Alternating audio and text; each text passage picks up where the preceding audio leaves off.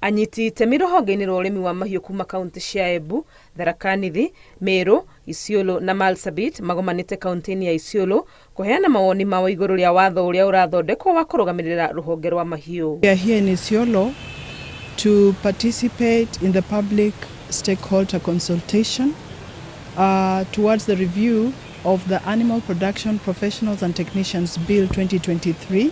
Watho ũrĩa ũrĩ kuo ihinda-inĩ rĩrĩ no ũrĩa wa ũtaaramu wa ũrigiti wa mahiũ, no honge icio ingĩ cia ũrĩmi wa mahiũ itikoretwo na mawatho. But the animal production area was left unattended, and that's why we had so many people coming in.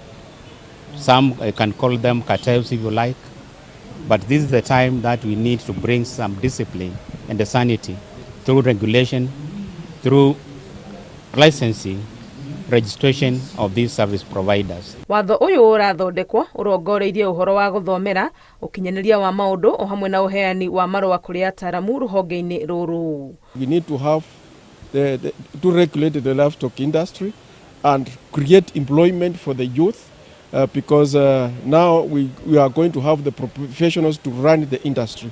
And this is very important because it's going to also improve the livestock productivity. No ũhutĩtie ũhoro wa kũrũmbũiya mahiũ maũndũ-inĩ ta ũthondeki wa irio o hamwe na ndawa. This was partly because of lack of technologies, lack of innovations, lack of managing practice to respond to these challenges. Kuma rũgongo rwa gĩtarũ kĩa irathĩro mĩhang'o ĩno yakoranĩire na Anyiti itemi ĩkwerekerio mũhuro wa gĩtarũ gĩkĩ. Itarũ ingĩ kũrĩa mĩhang'o ĩno ĩkinyanĩirio nĩ hamwe na gĩcũa-inĩ, rũgũrũ rwa bũrũri na Rift Valley.